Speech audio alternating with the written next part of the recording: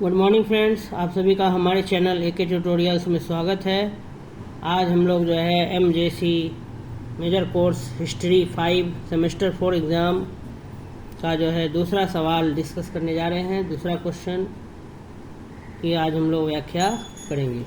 Question number 2, हून कौन थे, भारत पर उनके आक्रमण का वर्णन करें।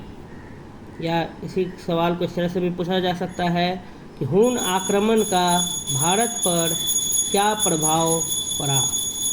तो क्वेश्चन नंबर 2 जो है वो ये कहता है कि हून कौन थे और भारत पर उनके आक्रमण का वर्णन करें, अथवा हून आक्रमण का भारत पर क्या प्रभाव पड़ा। इंग्लिश में अगर हम इसी क्वेश्चन को देखें तो what effect did the Huna invasion in India. मतलब कहने का मतलब है गुप्ता साम्राज्य का जो पतन हो गया था, तो उसमें गुप्ता साम्राज्य का जो पतन हुआ था तो उसमें हूनों ने क्या किया था, आक्रमण कर दिया था।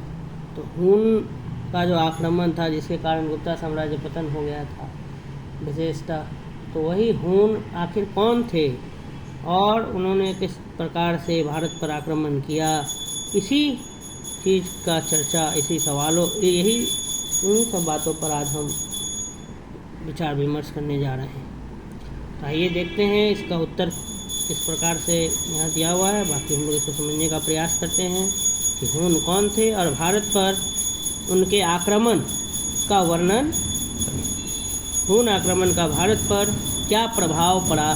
आइए देखते हैं कि हून आक्रमण का भारत पर क्या प्रभाव पड़ा। हून मध्य एशिया का एक बर्बर जाति थी। हून जो थी वो मध्य एशिया की एक बर्बर जाति थी। हून अत्यंत नृशंस व आताताई थे। हून पहले कौन थे, तो मध्य एशिया, मिडिल एशिया की एक बड़बड़ मतलब होता है एकदम क्रूएल, निर्दयी जाति थी, एक तरह से कह सकते हैं। हून अत्यंत नृशंस व आताताई थे, एकदम मतलब दूसरों पर अत्याचार करने वाले थे हून। किन्हीं कारणों से हूनों ने अपने मूल निवास स्थान को त्याग कर पश्चिम की ओर बढ़ना प्रारंभ किया। कुछ कारणों से हून ने क्या किया, अपना जो मूल निवास स्थान था, उनका जो असली जो जगह था, उसको छोड़कर पश्चिम की ओर क्या किया, बढ़ना प्रारंभ किया, पश्चिम की ओर बढ़ना शुरू किया। शीघ्र ही हून 2 शाखाओं में विभक्त हो गए। जल्द ही हून जो थे वो 2 पार्ट्स में क्या हो गए, बट गए। उनका 2 ब्रांच हो गया, 2 शाखा हो गया। पश्चिमी शाखा के हून फैलते हुए यूरोप तक पहुंच गए थे। तो उसमें जो पश्चिमी शाखा था वो हून कहाँ तक पहुंच गए थे, यूरोप तक पहुंच गए थे। उन्होंने रोम साम्राज्य को अत्यधिक हानि पहुंचाई। तो जो रोमन एम्पायर था उसको बहुत ज़्यादा नुकसान पहुंचाया हून ने। यूरोप तक पहुंचा, पश्चिमी शाखा, पश्चिम की ओर जब बढ़ रहे थे, तो हूनों की पश्चिमी शाखा को यूरोपीय विद्वानों ने काले हून कहा है। तो यूरोप के जितने भी विद्वान हैं, जो स्कॉलर्स हैं यूरोप के, वो जो है हून को क्या कहे हैं, ब्लैक हुनास। दूसरी शाखा जो ऑक्सल नदी की ओर अग्रसर हुई थी उसे श्वेत हून, वाइट हुनास कहा गया है। तो 2 शाखा में बट गया था हूना। एक का नाम था काला हून, एक का नाम था सफ़ेद हून, श्वेत हून, ब्लैक हुनास और वाइट हुनास। तो जो पश्चिम शाखा जो थी, जो यूरोप की तरफ जो बढ़ रहा था, उन्हें ब्लैक हुनास कहा गया था। और जो दूसरी शाखा जो ऑक्सल नदी की ओर अग्रसर हुई थी, ऑक्सल नदी की ओर जो आगे बढ़ रही थी, उसे श्वेत हुनाज, वाइट हुनाज कहा गया था। तो 484 ईस्वी में श्वेत हूनों के राजा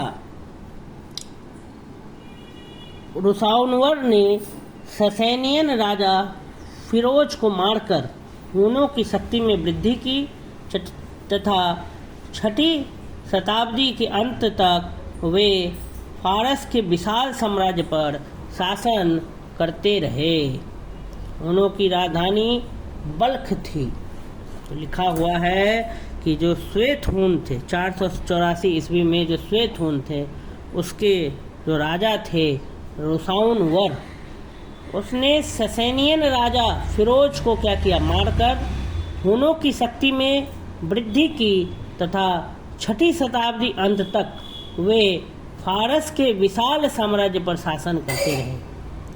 और हूनों की अगर राजधानी की बात करें तो बल्ख थी। हूनों की राजधानी का क्या नाम था, बल्ख। हूनों का भारत पर आक्रमण। हूनों के भारत पर आक्रमण के विषय में विभिन्न स्रोतों से प्रकाश पड़ता है। हून का अगर भारत के आक्रमण का अगर बात करें तो उसका बहुत सारा स्रोत है, बहुत सारा सोर्स है, जिससे हमें पता चलता है कि हूनों ने क्या किया था, भारत पर आक्रमण किया था। उन्होंने भारत पर आक्रमण किया था। उसका विशेष क्या है, स्रोत है, विभिन्न स्रोत है, जिससे कि हमें पता चलता है कि हूनों ने भारत पर क्या किया था, आक्रमण किया था। हूनों के भारतीय अभियान पर व्यापक प्रभाव डालने वाले प्रमुख स्रोत भीतरी अभिलेख, जूनागढ़ अभिलेख, सुखजुन का वर्णन, चांद्र व्याकरण तथा सरित सागर, मंदसौर अभिलेख और जो है ग्वालियर का लेख व अनेक मुद्राएं हैं। किस प्रकार से जो है इतिहासकारों को जो है पता चला कि हूनों ने भारत पर क्या किया था, आक्रमण किया था, तो उसके विभिन्न सोर्स हैं। अलग अलग स्रोतों से हूनों का भारत पर आक्रमण की जानकारी मिलती है, जैसे कि भीतरी अभिलेख सबसे पहले, जूनागढ़ अभिलेख, सुखजुन का वर्णन, चांद्र व्याकरण, सरित सागर, मंदसौर अभिलेख और ग्वालियर का लेख, और साथ ही साथ अनेक मुद्राएं, जो सिक्के हुआ करते थे, पैसे हुआ करते थे, मुद्रा। तो इन सब से भी हमें क्या पता चलता है, हूनों का भारत पर आक्रमण के बारे में पता चलता है। हिंदू कुश को पार कर हूनों ने गांधार पर आक्रमण करके उस पर अधिकार कर लिया। हिंदू कुश को पार कर उन्होंने क्या किया, गांधार पर आक्रमण करके उस पर अधिकार कर लिया। स्कंदगुप्त के शासनकाल में पहली बार हूनों ने 456 ईस्वी के लगभग भारत पर आक्रमण किया।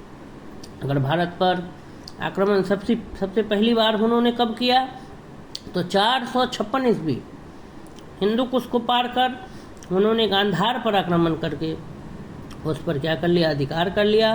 और स्कंदगुप्त का जो शासनकाल था उसमें पहली बार उन्होंने 456 ईस्वी के लगभग भारत पर क्या किया था, आक्रमण किया था। स्कंदगुप्त के शासनकाल में पहली बार अटैक जो किया था उन्होंने वो 456 ईस्वी में किया था। भीतरी तथा जूनागढ़ के अभिलेखों से ज्ञात होता है कि स्कंदगुप्त ने हूनों को बुरी तरह परास्त किया, जिससे हूनों की अपार क्षति हुई।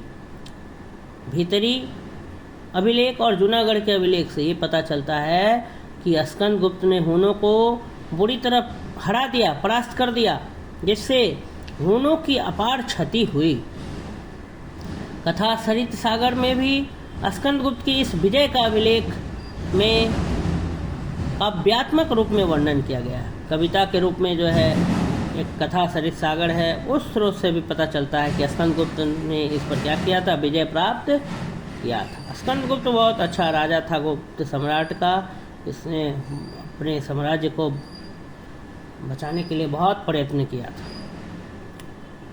तो स्कंदगुप्त ने हूनों को बुरी तरह हराया था, ऐसा जो है भीतरी अभिलेख, जूनागढ़ अभिलेख, साथ ही साथ कथा सरित सागर में जो है काव्यात्मक रूप से, कविता के रूप में भी वर्णन किया गया है।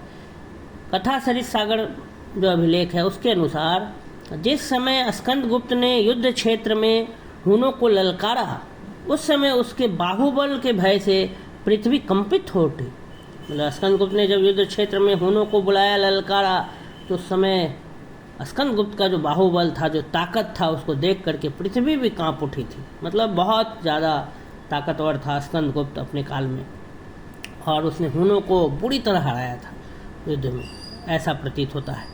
जूनागढ़ के अभिलेख में स्कंदगुप्त को मलेच्छों, हूनों का विजेता कहा गया। अगर जूनागढ़ का अभिलेख देखें तो उसमें स्कंदगुप्त को विजेता भी कहा गया है, मलेच्छों का विजेता, हुनों का विजेता। इस अभिलेख के अनुसार जूनागढ़ अभिलेख में जो है स्कंदगुप्त को क्या कहा गया है, हुनों का विजेता कहा गया है। तो जो जूनागढ़ अभिलेख है उसके अनुसार हुनों की शक्ति को स्कंदगुप्त ने इस तरह विकीर्ण कर दिया, नैरो बना दिया, संकीर्ण छोटा बना दिया कि मलेच्छ देशों में भी उसके रिपुगण, उसके जो दुश्मन थे, रिपु माने होता है शत्रु, उसके जो दुश्मन थे उसकी विजय का सुयश उद्घोषित किया करते थे। मतलब कहने का मतलब ये है कि मलेच्छों मतलब जो हुनों का ही दूसरा नाम है मलेच्छों। तो इस तरह जूनागढ़ का अभिलेख के अनुसार ये बताया गया है कि स्कंदगुप्त ने हुनों की शक्ति को इतना विकीर्ण कर दिया कि उसके ही देश में जो उसके शत्रुगण थे, यहाँ तक कि जो शत्रु थे वो भी तारीफ करते थे स्कंदगुप्त का। स्कंदगुप्त का जो शत्रु थे वो भी उसका सुयश, उसके अच्छे यश के ताकत की क्या करते थे, उद्घोषणा किया करते थे, मतलब प्रचार प्रसार करते थे, बोलते थे। भीतरी अभिलेख के अनुसार स्कंदगुप्त व हुनों के मध्य यह युद्ध गंगा नदी के तट पर हुआ था। और अगर भीतरी अभिलेख अगर स्रोत पे जाएं तो उसमें ये बताया गया था, स्थान के बारे में पता चलता है कि किस स्थान पर स्कंदगुप्त व हुनों के बीच युद्ध हुआ था। तो भीतरी अभिलेख के अनुसार स्कंदगुप्त व हुनों के मध्य यह युद्ध गंगा नदी के तट पर हुआ था, गंगा नदी के किनारे हुआ था। स्कंदगुप्त से पराजित होने के बाद जब स्कंदगुप्त से हार गए हुन, तो उन्होंने गांधार में शरण ली। गांधार में जाकर के क्या लिया, शरण लिया, तथा आगामी लगभग 50 वर्षों तक वे भारत पर पुनः आक्रमण करने का साहस न कर सके। एकदम पूरी तरह से धराशायी कर दिया स्कंदगुप्त ने। स्कंदगुप्त ने हुनों पर जोरदार आक्रमण किया और उन्हें हराया। गंगा नदी के तट पर ये युद्ध हुआ था।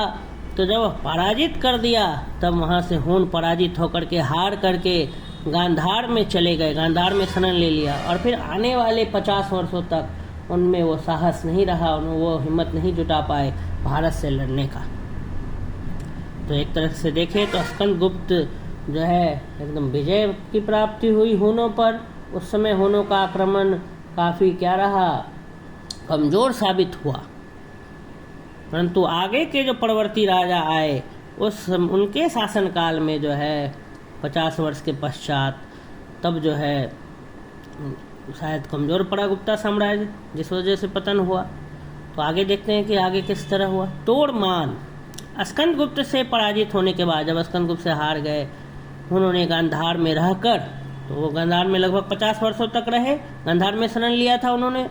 तो स्कंदगुप्त से पराजित होने के पश्चात उन्होंने गांधार में रहकर अपनी शक्ति पुनः वृद्धि की, फिर से अपनी शक्ति पर ध्यान दिया, अपना जो पावर है उसको फिर से बढ़ाया, वृद्धि की, तथा धीरे धीरे उन्होंने पंजाब पर आक्रमण कर उस पर अधिकार कर लिया। और धीरे धीरे उन्होंने क्या किया, अपनी शक्ति को वृद्धि करके पंजाब पर आक्रमण कर उस पर अधिकार कर लिया। स्कंदगुप्त के मृत्यु के 33 वर्षों के पश्चात, जब स्कंदगुप्त मर गया उसके 33 साल बाद लगभग 500 ईस्वी में उन्होंने पुनः गंगा घाटी पर आक्रमण किया। स्कंदगुप्त की जब मृत्यु हो गई तो 33 साल के बाद लगभग 500 ईस्वी में उन्होंने पुनः फिर से गंगा घाटी पर क्या किया, आक्रमण किया। स्कंदगुप्त के मरने के 33 साल बाद। स्कंदगुप्त जब था तो उनकी ताकत उतनी नहीं थी, लेकिन जब वो मर गए तो फिर से उन्होंने 500 ईस्वी में आक्रमण कर दिया भारत पर। भारत पर हुनों का यह आक्रमण तोड़मान के नेतृत्व में हुआ था। तो उधर से हुनों का जो नेतृत्व कर रहा था वो तोड़मान कर रहा था। प्रोफेसर सरकार के अनुसार तोड़मान शब्द की उत्पत्ति तुर्की शब्द तोड़मान से हुई है। ठीक है, तोड़मान शब्द जो है इसका ओरिजिन तुर्की वर्ड तोड़मान से हुआ है। तोड़मान एक कुशल योद्धा एवं अत्यंत पराक्रमी सेनापति था। तोड़मान के बारे में बताया जा रहा है कि तोड़मान कैसा था। तो तोड़मान एक कुशल योद्धा, एकदम स्किल्ड योद्धा था, वॉरियर था, एवं अत्यंत पराक्रमी, बहुत ज़्यादा अपने शक्तिशाली सेनापति था। उसका पराक्रम बहुत ज़्यादा अत्यंत, वह अत्यंत क्रूर भी था, क्रूएल भी था, बहुत ज़्यादा क्रूर था। तोड़मान की प्रकृति क्रूरता और प्रतिशोध की भावना, बदला लेने की जो भावना थी, प्रतिशोध की भावनाओं से भरपूर थी। क्योंकि पराजित कर दिया था स्कंदगुप्त ने हून को, तो वो हून का नेतृत्व कर रहा था तोरमान, तो उसके अंदर प्रतिशोध की ज्वाला भी जो है वो भभक रही थी, चल रही थी। बदला लेने की भावना से वो भरपूर था, वो क्रूर वो भी था, अत्यंत पराक्रम भी था और युद्ध में भी कुशल था। और वह निहायत ही वहशी तरीके से पेश आया करता था, बहुत ही गंदा तरीके से पेश आया करता था।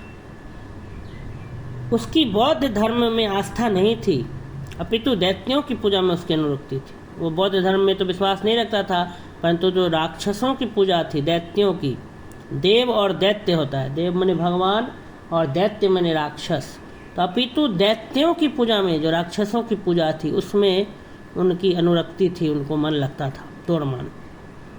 एक यूनानी यात्री जिसका उपनाम इंडिक प्लास्टिस था, उसने लिखा है कि यह भारत का अधिपति है और प्रजा को उत्पीड़ित करता हुआ उन्हें कर व सम्मान आदि के लिए विवश करता है।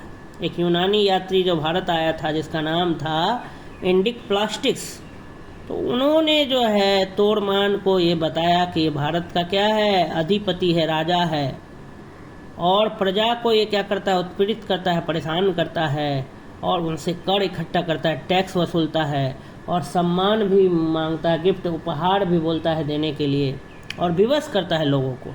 ये बात एक यूनानी यात्री ने लिखा था अपनी यात्रा के वर्णन में, यात्रा वृत्तांत में, जो ट्रेवलॉग लिखा जाता है अलग अलग यात्री जो भारत में आए थे। तो उसी तरह यूनानी यात्री एक थे इंडिक प्लास्टिस, जो भारत में आए थे, तो उन्होंने तोरमान को अधिपति बता दिया और उन्होंने ये कहा कि वो प्रजा को उत्पीड़ित करता हुआ, प्रजा को काफ़ी उत्पीड़न करके उनसे कर व सम्मान आदि के लिए विवश करता था।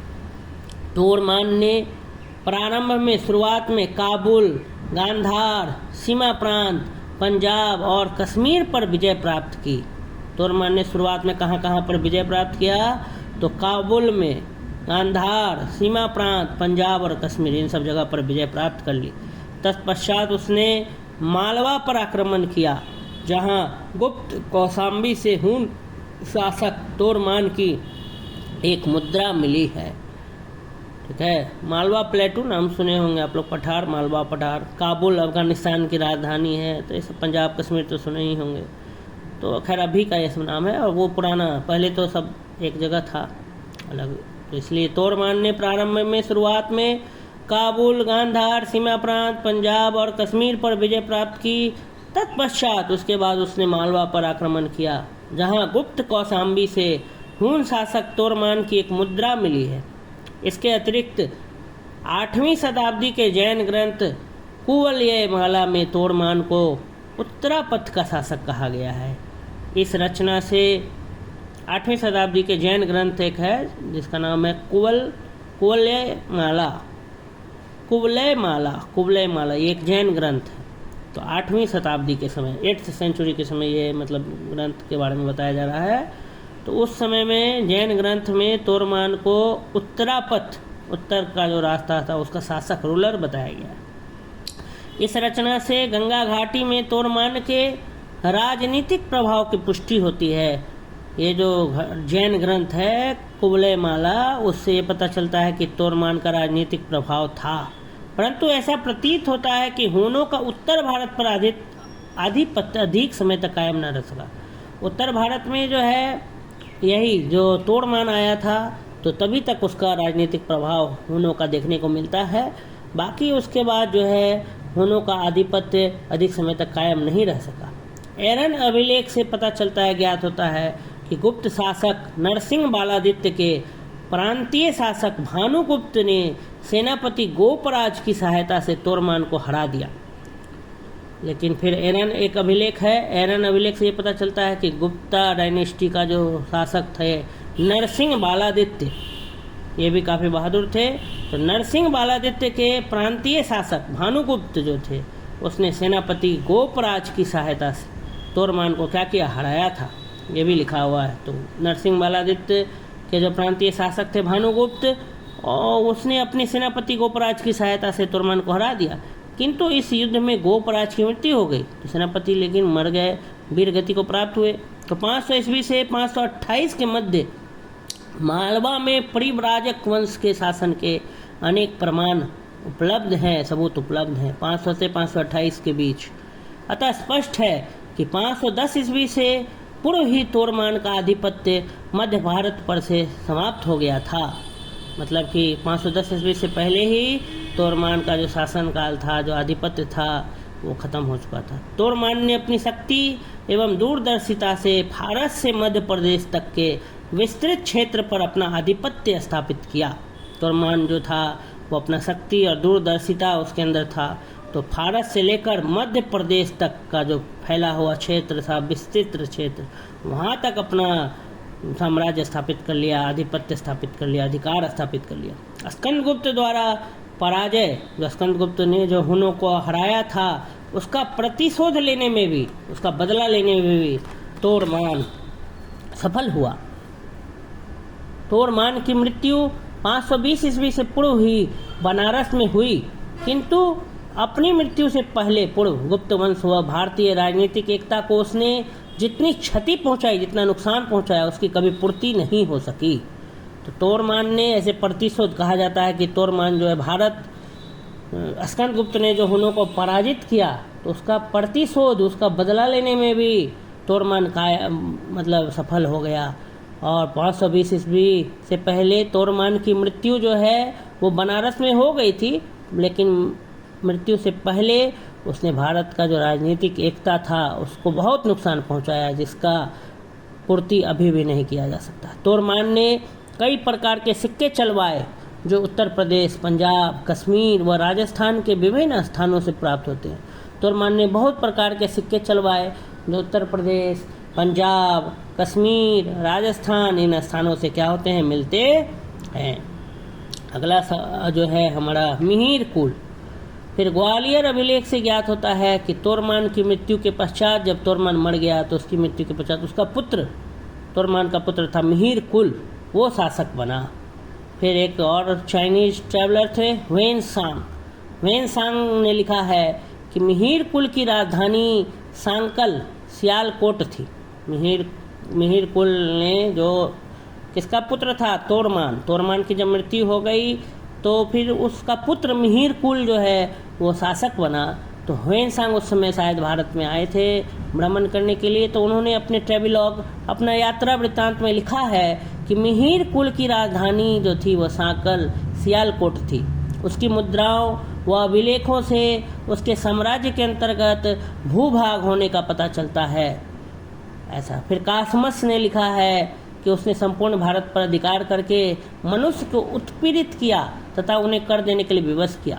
कासमस नाम का जो यात्री था, उसने भी यही बात लिखी है कि उसने संपूर्ण भारत पर अधिकार कर लिया था और मनुष्य को परेशान कर रहा था, उनसे कर वसूल रहा था जबरदस्ती। कासमस के वर्णन से ऐसा प्रतीत होता है कि कुछ समय के लिए संपूर्ण उत्तरी भारत पर, नॉर्थ इंडिया पर मिहिर कुल का अधिकार हो गया था, जैसा कासमस ने लिखा। क्योंकि संपूर्ण भारत शब्द का इस्तेमाल किया है कासमस ने। कासमस ने अपने यात्रा वृत्तांत में लिखा था कि मिहिर कुल ने संपूर्ण भारत पर अधिकार करके मनुष्य को उत्पीड़ित करके उन्हें कर देने के लिए क्या किया था, विवश किया था। ग्वालियर अभिलेख में भी उनके साम्राज्य को मध्य प्रदेश तक विस्तृत बताया गया, हमने काफ़ी लंबा बताया गया। मिहिर कुल एक अत्याचारी शासक था। ग्वालियर अभिलेख से ज्ञात होता है कि उसने कम से कम 15 वर्षों तक अवश्य शासन किया था। ग्वालियर अभिलेख से पता चलता है कि मिहिर कुल कम से कम 15 साल तक शासन किया था। प्रारंभ में, स्टार्टिंग में बौद्ध धर्म के प्रति मिहिर कुल का झुकाव था, किंतु बाद में उसने आदेश दिया था कि 5 द्वीप समूह के सभी भिक्षुओं को समाप्त कर दिया जाए तथा बौद्ध धर्म को समाप्त कर दिया जाए। इतना अत्याचारी था मिहिर कुल कि 15 वर्ष तक कम से कम शासन किया और उसने ये आदेश दिया, ठीक है। बौद्ध धर्म के प्रति मिहिर कुल का झुकाव था स्टार्टिंग में, लेकिन बाद में उसने आदेश दिया कि सभी भिक्षुओं, 5 जो द्वीप समूह है, जो आइलैंड का जो समूह है, ठीक है, वो उसमें वहाँ के सभी भिक्षुओं को समाप्त कर दिया जाए और बौद्ध धर्म को भी समाप्त कर दिया जाए। ह्वेनसांग के अनुसार वो बौद्ध धर्म का घोर विरोधी था तथा बौद्धों पर उसने अत्यधिक अत्याचार किए। ह्वेनसांग ने अपने यात्रा वृत्तांत में लिखा है कि मिहिर कुल बौद्ध धर्म का घोर विरोधी था और बौद्ध पर उसने बहुत ज़्यादा अत्याचार किया।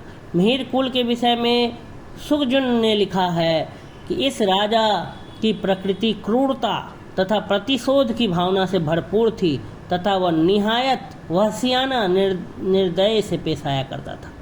मिहिर कुल के विषय में सुगयुन ने भी लिखा है कि जो मिहिर कुल का जो नेचर था वो बहुत क्रूएल था और उसके अंदर भी प्रतिशोध का भावना था, बदला लेने का भावना था, क्योंकि उसका पिताजी की मृत्यु हो गई थी, उसका पिताजी हार गए थे, तो प्रतिशोध की भावना से भरपूर था वह और निहायत वहसियाना निर्दय से पेश आता था, एकदम बहुत गंदे तरीके से निर्दयता से पेश करता था। ह्वेनसांग ने मिहिर कुल के विषय में लिखा है कि प्रारंभ में उसकी रुचि कुछ बौद्ध धर्म में प्रवृत्त हुई और उसने आदेश किया कि एक बौद्ध भिक्षु मुझसे आकर मिले। भिक्षुओं ने उसके पास राजा के परिवार के एक पुराने कर्मचारी को भेजा, पर उसने क्रोधित होकर घोषणा जारी की कि 5 भारत द्वीपों में सब भिक्षुओं को नष्ट कर दिया जाए, बौद्ध धर्म को उखाड़ फेंका जाए और कुछ बचा न रह पाए। वह शैव धर्म का अनुयायी था, शैव धर्म को मानने वाला था। बौद्ध धर्म के प्रति उसकी रुचि नहीं थी। बौद्ध धर्म शुरुआत में उसे रुचि हल्का आया तो उन्होंने आदेश दिया कि एक बौद्ध भिक्षु को भेजा जाए, तो भिक्षुओं के पास राजा के परिवार के एक पुराना जो भिक्षु था कर्मचारी, उसको भेजा गया। इस पर वो क्रोधित होकर के और घोषणा कर दिया कि 5 भारत द्वीपों में सभी भिक्षुओं को नष्ट कर दिया जाए और बौद्ध धर्म को उखाड़ फेंका जाए और कुछ बचा न जाए। वह शैव धर्म का अनुयायी था, वह शैव धर्म में विश्वास रखता था। मिहिर कुल ने अपने पिता तोरमान से प्राप्त साम्राज्य का विस्तार किया, जो मिहिर कुल को अपने हेरिडिटी से मिला था, जो ट्रेडिशनल। मिहिर कुल ने अपने पिता तोरमान से प्राप्त साम्राज्य का क्या किया, विस्तार किया। उसकी मुद्राओं व अभिलेखों से ज्ञात होता है कि संपूर्ण उत्तरी भारत पर उसने अधिकार कर लिया था। उसकी मुद्रा पूर्वी पंजाब, राजस्थान और पश्चिमी उत्तर प्रदेश तक से प्राप्त हुई।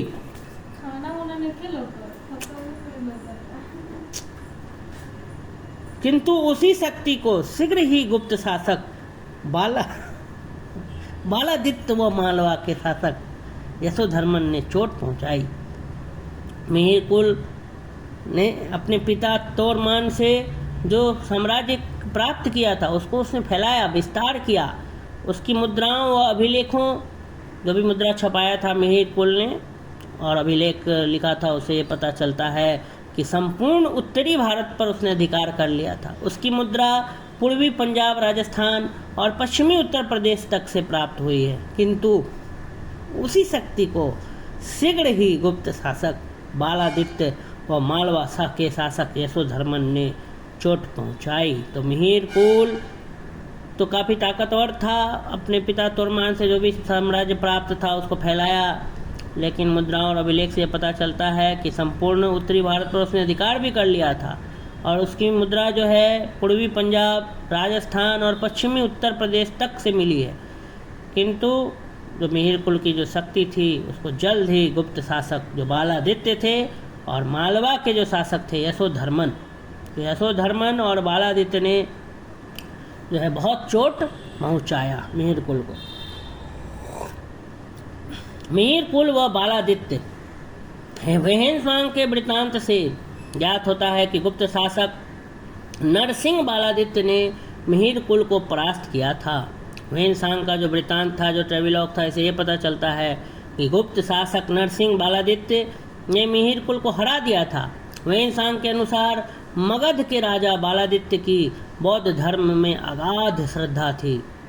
मगध के राजा बालादित्य जो था उसको बौद्ध धर्म के लिए बहुत श्रद्धा था। जब उसने मिहिर कुल के क्रूर अत्याचारों तथा अनाचारों को सुना तो उसने बड़ी दृढ़ता से अपने राज्य के सीमांत प्रदेशों पर कड़ा पहरा बैठा दिया और कर सम्मान देने से इनकार कर दिया, क्योंकि मिहिर कुल तो विरोध कर रहा था बौद्ध धर्म का, और जबकि नरसिंह बालादित्य जो थे उनको बहुत श्रद्धा थी बौद्ध धर्म के प्रति।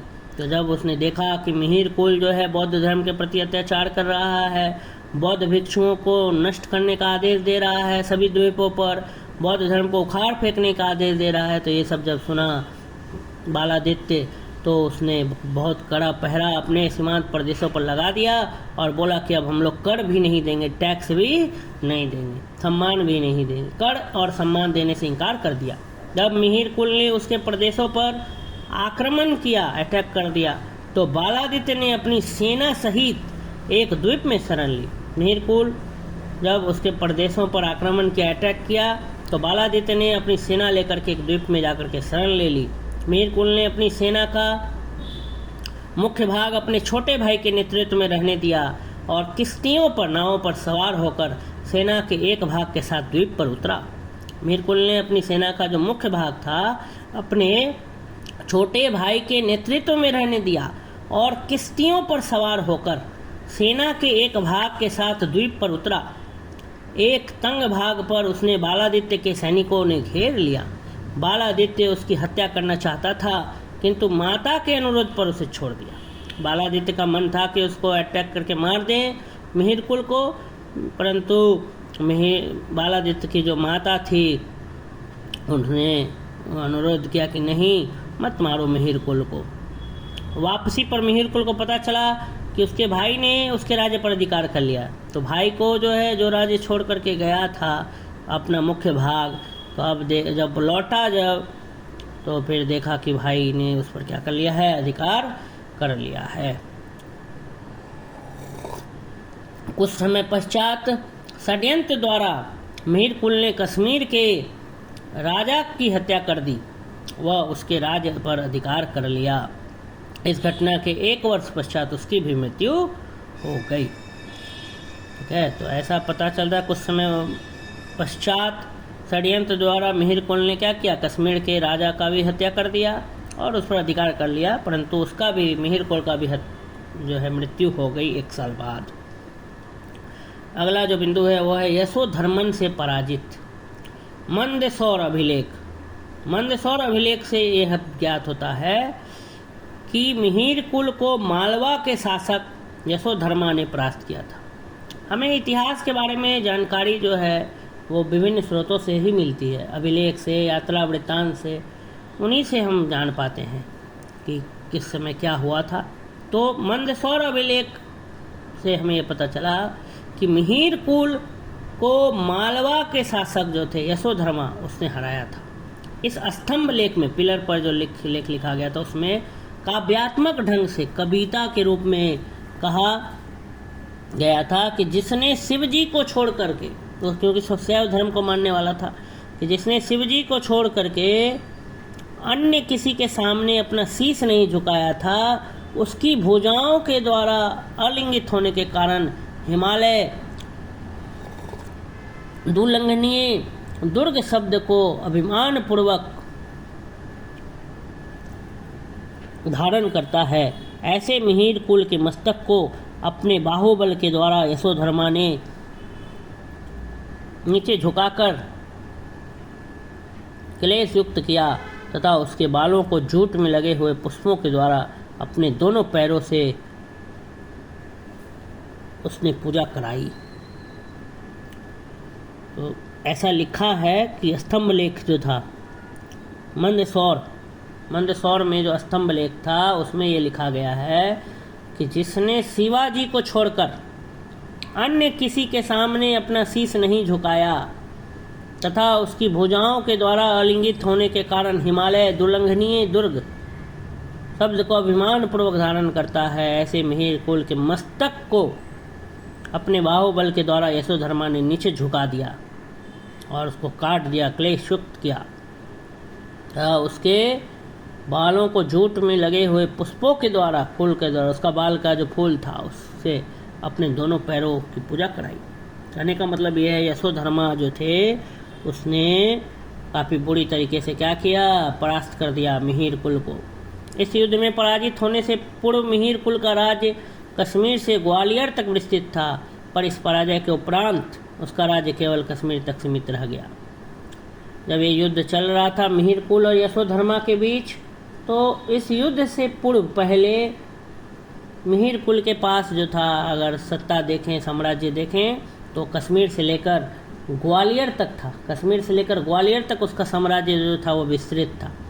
परंतु इस पराजय के उपरांत जब ये हार हो गया उसका, उसके बाद उसका राज्य केवल कश्मीर तक सीमित रह गया। मंदसौर के ही एक स्तंभलेख के अनुसार मिहिरकुल केवल हिमगिरी का शासक रह गया था। मिहिरकुल जो था वह केवल हिमगिरी का क्या रह गया था, शासक रह गया था। वही लिखा है युद्ध में जब पराजित हो गया मिहिरकुल, तो उसका राज्य जो था कश्मीर से ग्वालियर तक विस्तृत था। परंतु पराजय के उपरांत जब पराजय हो गया, उसके बाद उसका राज्य केवल कश्मीर तक सीमित रह गया। और मंदसौर का ही एक अभिलेख से ये भी पता चला कि मिहिरकुल अब केवल हिमगिरी का शासक रह गया था। इसका मतलब यशोधर्मा ने मिहिरकुल को बुरी तरह क्या कर दिया, परास्त कर दिया। डॉक्टर स्मिथ का विचार है कि मिहिरकुल को बालादित्य व यशोधर्मा ने मिलकर परास्त किया था, किंतु उनके इस विचार को अन्य विद्वान स्वीकार नहीं करते। फ्लिट एलन व मुखर्जी के अनुसार मिहिरकुल को यशोधर्मा व बालादित्य ने अलग अलग परास्त किया था। डॉक्टर स्मिथ का ये मानना था कि मिहिरकुल को जो था बालादित्य और यशोधर्मा ने मिलकर हराया था, किंतु उनका ये विचार को दूसरा विद्वान जो है वो स्वीकार नहीं करते। फ्लिट एलन और मुखर्जी ने ये कहा कि नहीं, मिहिरकुल को यशोधर्मा ने अलग से हराया और बालादित्य ने अलग से हराया।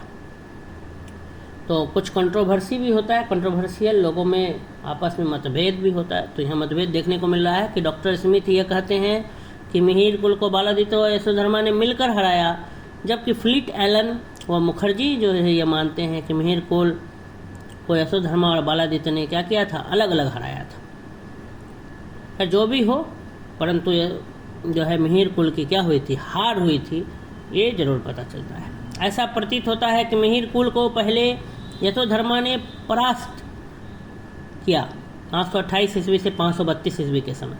कुछ समय पश्चात यशोधर्मा का पतन हो जाने पर मिहिरकुल ने अपने साम्राज्य को विस्तृत किया। वह बालादित्य को भी अधीनता स्वीकारने के लिए विवश किया, किंतु कुछ समय पश्चात 535 ईस्वी लगभग में बालादित्य ने मिहिरकुल द्वारा बौद्ध धर्म के प्रति अत्याचार किए जाने के विरोध में मिहिरकुल को कर देना बंद कर दिया, जिससे क्रोधित होकर मिहिरकुल ने बालादित्य पर आक्रमण किया, किंतु उसे पराजय का सामना करना पड़ा। इसी घटना का ह्वेनसांग ने भी उल्लेख किया है। मतलब 528 ईस्वी से लेकर के 532 ईस्वी के समय मिहिरकुल जो है यशोधर्मा से हारा, उस समय युद्ध हो रहा था तब। और जब यशोधर्मा का धीरे धीरे फिर पतन जब लेकिन होने लगा, तब मिहिरकुल फिर से अपना साम्राज्य फैलाना शुरू किया। और उस समय बालादित्य को भी बोला कि नहीं, तुम्हें भी कर देना होगा और तुम्हें भी मेरे अधीन रहना होगा। लेकिन पहले तो कर देता था बालादित्य, परंतु जब देखा कि बालादित्य को जो थी एकदम अगाध प्रेम था बौद्ध धर्म से, बौद्ध धर्म के प्रति उनको बहुत सम्मान था, तो लेकिन ये जो मिहिरकुल था वो बौद्ध धर्म पर अत्याचार कर रहा था, भिक्षुओं को नष्ट कर रहा था, बौद्ध धर्म को उखाड़ फेंकने की बात कर रहा था। तो इससे क्रोधित होकर मिहिरकुल बालादित्य जो था वो बोला कि अब हम कर नहीं देंगे, सम्मान नहीं देंगे। तो उधर जो था मिहिरकुल अत्यंत क्रोधित हो गया और वो जाके बालादित्य पर आक्रमण कर दिया। लेकिन उल्टा पड़ा, बालादित्य ने जो है वो हरा दिया मिहिरकुल। और यही घटना जो है ह्वेनसांग ने भी उल्लेख किया है। अगला हमारा बिंदु है लंका अभियान। कहा जाता है कि मिहिरकुल ने लंका का भी अभियान किया था। लंका तो आपने बड़ा सुना ही होगा, रामायण, रावण की लंका। फिर आपने मुहावरा भी सुना होगा, घर का भेदी लंका ढाहे। कहा जाता है कि मिहिरकुल ने, श्रीलंका नाम से जो भी फेमस है, कहा जाता है कि मिहिरकुल ने लंका का भी अभियान किया था तथा वहां के शासक को परास्त करने में सफलता प्राप्त की थी, किंतु निश्चित रूप से इस विषय में कुछ कहना कठिन। ऐसा कहा जाता है कि मिहिरकुल ने लंका में भी चढ़ाई की थी, अभियान किया था, वहाँ भी गया था, वहाँ का भी शासक को हराया था, लेकिन इसके बारे में कोई प्रमाण नहीं मिलता है, इसलिए इसके बारे में ज़्यादा कुछ कहना क्या है, मुश्किल है। अब हूनों का भारत पर प्रभाव। तो हून एक बर्बर जाति थी तथा उनकी शक्ति, तेजी, संख्या और नृशंसता में थी। नृशंस एकदम मतलब क्रूएल्टी पर, हून का मतलब ही है क्रूएल। हून जो थे बड़ जाति से इसको देखा जाता था। हूनों में राज्य संचालन व राज्य संगठन की प्रतिभा का अभाव था। हून जो थे वो राज्य को संचालित नहीं कर पाते थे, या राज्य को संगठित करने का भी उनके अंदर टैलेंट नहीं था, उसका अभाव था। हूनों में राज्य संचालन और राज्य संगठन की प्रतिभा का अभाव था। यही कारण है कि वे यूरोप व भारत दोनों ही स्थानों पर अपने अस्थायी राज्य की स्थापना करने में असफल रहे, किंतु भारत पर उनके अल्पकालिक शासन का व्यापक प्रभाव पड़ा। यही कारण है कि यूरोप और भारत दोनों स्थानों पर अस्थायी राज्य स्थापना नहीं कर पाए। हून यूरोप में भी नहीं रह पाए परमानेंटली और भारत में भी नहीं रह पाए। कारण ये था कि उनको राज्य का संचालन करने नहीं आ रहा था, राज्य को किस तरह से संगठित रखते हैं वो भी उनके अंदर वो प्रतिभा नहीं थी। इसीलिए कुछ समय के लिए बस अल्पकालिक शासन ही हुआ। भारत पर उनके अल्पकालिक शासन का व्यापक प्रभाव पड़ा, परंतु अल्पकाल ही बहुत ज़्यादा प्रभाव दिया। उनने भारत पर ज़्यादा समय के लिए तो शासन नहीं किया, उनका शासन अल्प समय के लिए था, परंतु उसका प्रभाव बड़ा व्यापक था। तो उन्हीं कुछ प्रभावों को हम देखते हैं। पहला है राजनीतिक प्रभाव। हून आक्रमण का भारत की राजनीतिक स्थिति पर गंभीर प्रभाव हुआ। देश की राजनीतिक एकता को उन्होंने छिन्न भिन्न कर दिया व देश के राजाओं के समक्ष निरंकुशता व नृशंसता का उदाहरण प्रस्तुत किया। ठीक है, हून आक्रमण जो थी भारत की राजनीतिक स्थिति पर बहुत गंभीर प्रभाव हुआ। देश का जो राजनीतिक एकता था उसको उन्होंने छिन्न भिन्न कर दिया, देश के राजाओं के सामने निरंकुशता लाया का उदाहरण पेश किया, नृशंसता का उदाहरण पेश किया। हैवल का विचार है कि उनके आक्रमणों ने पूर्वी निरंकुशता का मार्ग खोल दिया। हून आक्रमण ने गुप्त साम्राज्य की शक्ति को गंभीर आघात पहुंचाया, चोट पहुंचाया, परंतु निरंकुश माने जिस पर कोई रोक नहीं लगे, रास्ता एकदम खुल गया, पूर्व का रास्ता। हून आक्रमण ने गुप्त साम्राज्य की शक्ति को गंभीर आघात, चोट पहुंचाया। हून आक्रमण के पश्चात जिस राजनीतिक अव्यवस्था का सूत्रपात हुआ उसको सुधारने की क्षमता किसी परवर्ती गुप्त शासक में न थी। परिणाम स्वरूप भारत छोटे छोटे राज्यों में विभक्त हो गया, टूट गया, तथा इस प्रकार आगामी विदेशी आक्रांताओं ने, तो विदेश से जो अटैकर्स थे, इन्वेडर्स थे, आक्रमण करने वालों की सफलता का मार्ग क्या हो गया, सरल हो गया, आसान हो गया। तो हून आक्रमण का जो शासन, हून जो भारत में जो शासन किए वो अल्पकालिक था, परंतु उसका व्यापक प्रभाव था। राजनीतिक प्रभाव में अगर देखें तो गंभीर रूप से राजनीतिक एकता को उन्होंने छिन्न भिन्न कर दिया। एकता जो है वो टूट गया, अलग अलग राज्यों में भारत क्या हो गया, विभक्त हो गया, टूट गया, क्योंकि जो प्रवर्ती शासक था वो इस अव्यवस्था को नहीं सुधार पाया। और आने वाले जो अटैकर्स थे, जो इन्वेडर्स थे, हुन के बाद जिन्होंने भारत पर अटैक किया, उनके लिए भी रास्ता बहुत सरल हो गया, आसान हो गया भारत पर अटैक करना। सांस्कृतिक प्रभाव। हुनों का भारतीय संस्कृति पर भी प्रभाव पड़ा, कल्चर पर भी, कल्चरल इफेक्ट अगर देखें तो हुनों का कल्चरल प्रभाव भी पड़ा। हुनों का भारतीय संस्कृति पर भी प्रभाव पड़ा। हुनों ने भारत के अनेक विहारों, मंदिरों को तोड़ दिया, वो अनेक सुंदर कलाकृतियों को नष्ट कर एक प्रकार से भारतीय इतिहास के स्रोतों को ही नष्ट कर दिया। बौद्ध धर्म को भी हुनों ने समाप्त करने का प्रयास किया। इस प्रकार कला व धर्म दोनों को ही उन्होंने क्षति पहुंचाई। उनको अगर देखें तो भारतीय संस्कृति पर भी प्रभाव हुआ। अनेक विहार, मंदिर को तोड़ दिया, सुंदर कलाकृति को नष्ट कर दिया, बहुत सारा स्रोत था इतिहास का उसको नष्ट कर दिया, और बौद्ध धर्म को तो बहुत कोशिश किया ख़त्म करने का। अगला है सामाजिक प्रभाव। उन्होंने भारतीय समाज पर भी अपना कुप्रभाव डाला। उन्होंने उनकी शक्ति छीन हो जाने पर भारतीय समाज ने आत्मसात कर लिया। उन्होंने हिंदू रीति रिवाजों को अपनाकर भारतीय जाति रचना को प्रभावित किया। डॉक्टर स्मिथ व अन्य अनेक विद्वानों का विचार है कि हुनों द्वारा भारतीय स्त्रियों से विवाह करने के कारण जिस नवीन वर्ग का प्रादुर्भाव हुआ, जो नया वर्ग आया, उसे राजपूत कहा गया। कहने का मतलब ये है कि हुन जब आक्रमण करने आए थे भारत में, तो भारत का समाज पर भी अपना बुरा प्रभाव, कुप्रभाव छोड़ दिया। उनका जब शक्ति कमज़ोर होने लगा तो उसने क्या किया, भारत का ही जो कल्चर था, भारत का ही जो समाज था उसको अपनाना शुरू कर दिया। भारत की स्त्रियों से उन्होंने विवाह करना शुरू कर दिया, और भारत की स्त्रियों से विवाह करने के बाद जो है जो नया वर्ग का जो जन्म हुआ, जो नए जो बच्चे जो जन्म हुए, तो वो राजपूत कहलाए। हुनों के रक्त के सम्मिश्रण, ऐसा डॉक्टर स्मिथ का कहना है, डॉक्टर स्मिथ, ठीक है, का ये विचार है कि भारतीय स्त्रियों से विवाह करने के कारण जो नया जो वर्ग आया, न्यू जो क्लास का जो प्रादुर्भाव हुआ, जो इमर्ज हुआ, वो से राजपूत कहा गया। और हुनों के रक्त के सम्मिश्रण से, क्योंकि हुन और भारत का जो रक्त का जो सम्मिश्रण हुआ, उससे आर्यों के उच्च आदर्शों पर भी प्रभाव पड़ा। इस विषय पर हैबल ने लिखा है कि हुनों के रक्त के अत्यधिक मिश्रण से इंडो आर्य परंपरा का नैतिक स्तर नीचा हो गया, और बहुत से ऐसे अंधविश्वासों को पनपने का अवसर मिला जिसको आर्यावर्त के महान दार्शनिकों और तथा आध्यात्मिक आचार्यों ने कल्पना भी नहीं की थी। क्योंकि अब विवाह करने लगे वो स्त्रियों से, तो रक्त आप भी जानते हैं कि खून, ब्लड जो है हमारे शरीर का असली कंपोनेंट है, तो हुनों का रक्त जो है उसका अत्यधिक मिश्रण जब हुआ भारतीयों के साथ, हुनों का रक्त जब मिश्रित हो गया, तो इंडो आर्य परंपरा का जो नैतिक स्तर था, जो मॉरल लेवल था, वो काफ़ी नीचा हो गया, और बहुत से अंधविश्वास, ठीक है, जो सुपरस्टिशंस थे, वो पनपना स्टार्ट कर दिया। और उस समय के जो फिलोसोफर थे आर्यावर्त के और आध्यात्मिक जो आचार्य थे, उन्होंने ऐसी कल्पना भी नहीं की थी। वैसे वैसे अंधविश्वास ने क्या कर लिया, जन्म ले लिया। अंतिम बिंदु है हुनों का पतन। मिहिर कुल के उत्तराधिकारियों, मिहिर कुल के बाद जो आए वो अयोग्य थे, तो मिहिर कुल के उत्तराधिकारियों के अयोग्य होने के कारण उसकी मृत्यु के पश्चात शीघ्र ही उनकी शक्ति एवं साम्राज्य पतन की ओर अग्रसर होने लगा। 550 ईस्वी के लगभग उन्होंने पुनः गंगा की घाटी पर अधिकार करने का प्रयास किया, किंतु मौखरी शासक ईशान वर्मा ने उनको परास्त कर उनकी शक्ति को छीन कर दिया।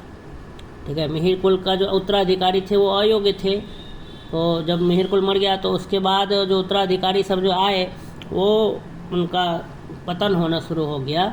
तब हुनों का जो प्रभाव था वो कम होने लगा।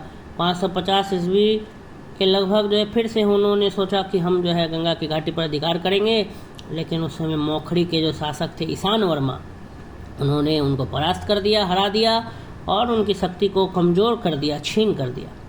फिर हर्षचरित से भी ज्ञात होता है कि हर्षवर्धन के पिता व भाई प्रभाकर वर्धन और हर्षवर्धन के जो भाई थे राज्यवर्धन।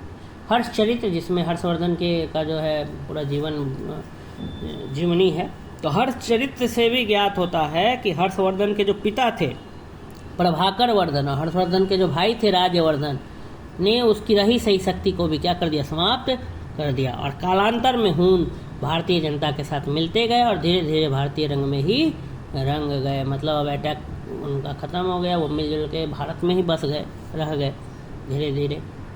तो लेकिन जो है शुरुआत में ही जब मर गया मिहिर कुल, तो उसके उत्तराधिकारी अयोग्य हो गए। तो उसके पश्चात उन्होंने सोचा कि फिर से हम जो है अटैक करते हैं। उनका उत्तराधिकारी सब कोशिश किया कि गंगा नदी का तट पर अधिकार जमा लेते हैं, घाटी पर, गंगा घाटी पर, परंतु मौखरी शासक जो ईशान वर्मा थे उन्होंने उसे हरा दिया और शक्ति को कमज़ोर कर दिया। और हर्षचरित्र में से भी ये पता चलता है कि जो हर्षवर्धन जो थे उनके पिता प्रभाकर वर्धन और हर्षवर्धन के जो भाई थे राज्यवर्धन, उन्होंने भी उनका जो रहा सहा जो मतलब ताकत था, शक्ति था, उसको भी ख़त्म कर दिया। और कालांतर में बाद में बहुत समय बाद हुन जो है वो भारतीय जनता के साथ क्या हो गए, मिलते गए और धीरे धीरे भारतीय रंग में ही क्या हो गए, रंग गए। तो इस तरह से हमने देखा कि हुनों का आक्रमण, हुन कौन थे और हुनों का आक्रमण को हमने क्या किया, समझा कि वो भारत। तो अगर आपको तो इसी तरह जो है ये हमारा जो दूसरा क्वेश्चन जो है ये समापन हो गया, इसकी समाप्ति हो गई दूसरा क्वेश्चन का। तो हम लोगों ने काफ़ी विस्तृत रूप से इसकी चर्चा की कि हुन कौन थे और भारत पर उनके आक्रमण का वर्णन कैसे किया। अगर आपको मेरा ये वीडियो अच्छा लगा तो आप मेरे चैनल को ज़रूर लाइक करें, सब्सक्राइब करना ना भूलें, क्योंकि सब्सक्राइब करें कि ज़्यादा से ज़्यादा स्टूडेंट्स के पास ये वीडियो मेरा पहुँचे। और जो है बेल आइकन ज़रूर प्रेस कर दें कि आने वाले वीडियोस का भी नोटिफिकेशन आपको अवश्य मिले, जिससे कि आपका कोई भी इम्पोर्टेंट वीडियो जो है इस कोर्स का नहीं छूटे। धन्यवाद।